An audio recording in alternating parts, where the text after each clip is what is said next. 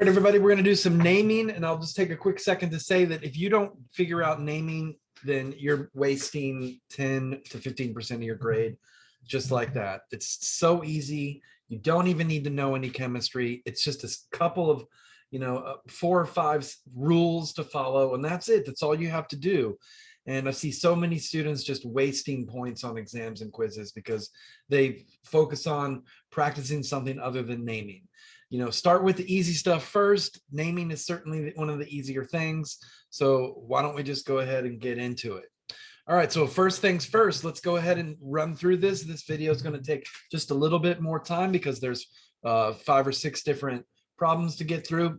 But at the end of the day, going from names to structures is a lot easier than going from structures to names.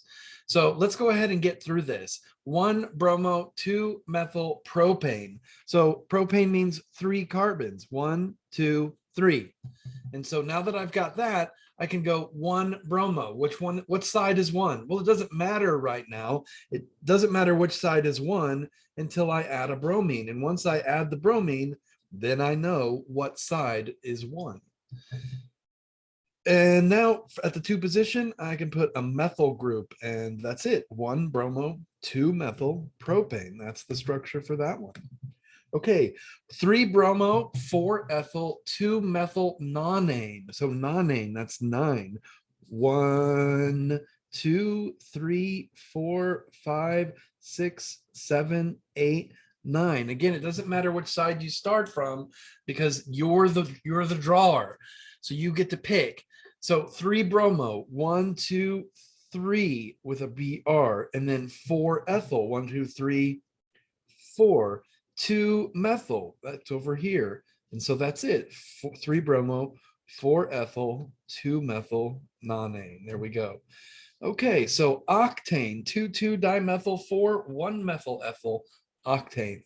So 1-methyl ethyl is a complex substituent, so we'll have to sort that out here in a second.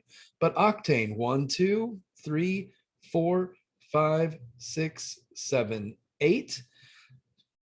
Okay, and then 2,2-dimethyl, 1, 2, and that's at the second position. So I've got my dimethyl, and then I need to move over to the 4th position, 1, 2, 3, 4, and I need to draw a 1-methyl ethyl. So a 1-methyl ethyl group is an ethyl group with another methyl group off the 1 position of that substituent. This is an isopropyl group. So there we go. We've got 2,2-dimethyl, 4, 1-methyl ethyl, octane. Okay, cyclohexane. And this one's real quick. We're a little bit of a heads up on the cyclic compounds. Cyclohexane, 6 things in a ring. So 1, 2, 3, 4, 5, 6, and cyclo means we put it in a ring. Cyclopentane, so 1, 2 di, 1-methyl ethyl, cyclopentane. So what does this mean? This means cyclopentane, 1, 2, 3, 4, 5. And at the 1 position, we have a 1-methyl ethyl, and at the 2 position, we have a 1-methyl ethyl. That's where we get di-1-methyl ethyl.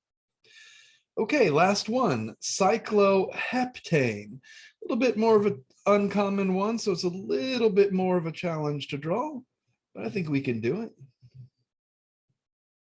That doesn't look too bad. Actually, that's cyclohexane. Let's start over with that. All right, 1, 2, 3, 4, 5, 6, 7. Wow, it's really hard to draw. Let's try this again. So this would be 6. Let me start off with something like this. Here we go. 1, 2, 3, 4, 5, 6, 7. There we go. Now we got it. Let's just count that up again. 1, 2, 3, 4, 5, 6, 7, and it's in a circle or it's in a ring. So we got that taken care of. So 1, 2 dimethyl propyl and a 3-ethyl. So let's take a look at this dimethyl propyl. So 1, 2, 3, and at the 1 and 2 position, we have methyl groups. And then 1, 2, and then at the third position, we have an ethyl group. And so that one's a little bit more complicated, but we were able to get it, just kind of getting used to drawing 7-membered rings. They're just not common, so it's a little harder to draw.